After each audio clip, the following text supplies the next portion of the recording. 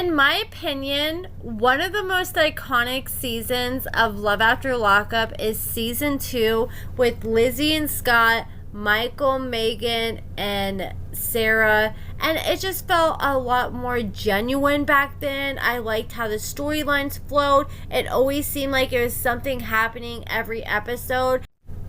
For a while, it seemed pretty hard to find the earlier seasons of Love After Lockup, but WeTV recently uploaded the earlier seasons like season 1 and season 2 to Peacock. So I went ahead and subscribed, and I'm watching all my OGs, and I've noticed a lot of other people have been subscribing to Peacock to watch the earlier seasons because I've seen a lot of people talk about it in Facebook groups. Since Love During Lockup is always a lot more slow paced compared to the other seasons, I think I'm going to start covering some of the older seasons of Love After Lockup that I never got a chance to cover before I started doing YouTube, and try to do that like once a week or every other week on all these people. And I was shocked at some of the things that I found that I had no idea about, and I feel like some people who are just now watching the older seasons like me, they may not be aware of some of these things. So first, let's talk about some things I learned about Lizzie and Scott.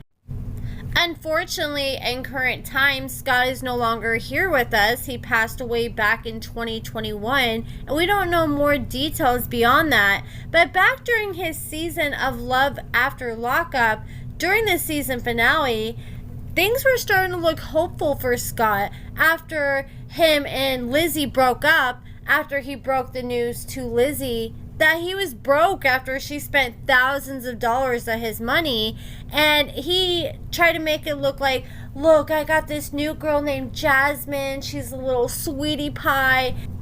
And I just thought, oh my gosh, I love this for him. She seems like the complete opposite of Lizzie. She seems like she's got a decent job. She likes Scott for who he is and not for what he has.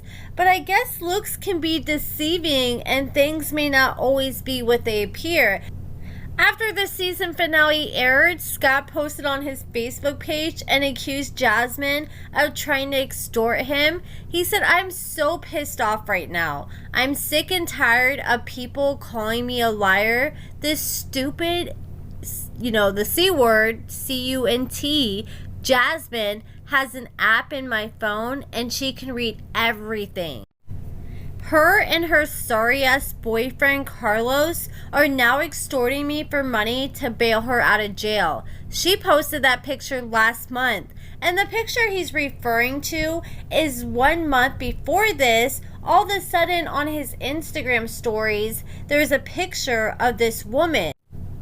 This is before they had introduced her on the show. I'm not sure if they had filmed already, but they hadn't aired that episode yet, so nobody knew who she was. And Lizzie posted the next morning and she said, I was really upset that Scott has a picture of another woman on his IG story, and I read my daily devotional and it says, keep your focus on God, don't worry about this. Then Scott ended up responding and he said, sorry honey, I'm being stalked by some weirdo. Last month my iPhone stolen, I replaced it with an Android, and I think this idiot's reading my text messages and she keeps blocking Elizabeth.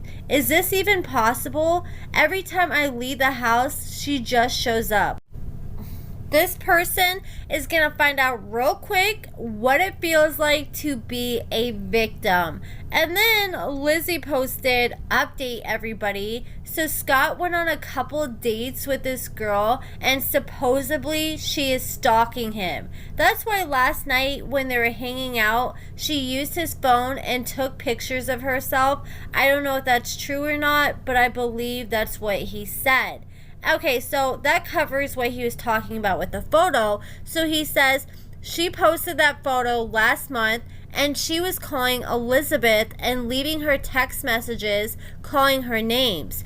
Her and her boyfriend Carlos broke into my house. She slept with everybody else but me.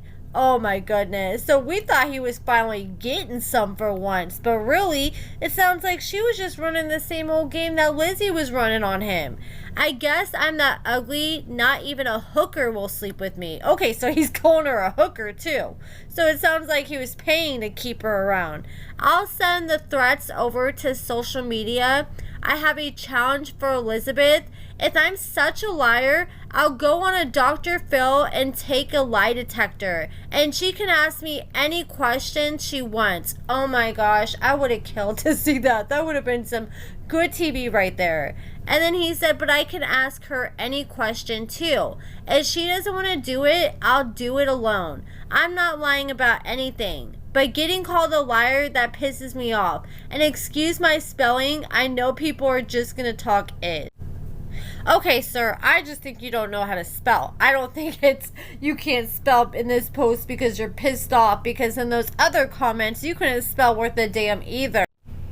After Jasmine posted a selfie of herself on Scott's Instagram and Lizzie ended up talking about it, her daughter ended up sliding in the comments and she was popping off on Scott. She said, Scott, what in the actual F?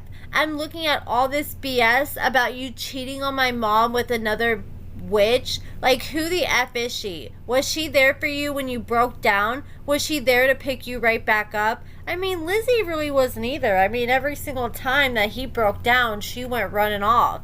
And then she said, everyone has issues, even you. I'm not saying my mom doesn't have any, but my mom was there for you just like you were there for her.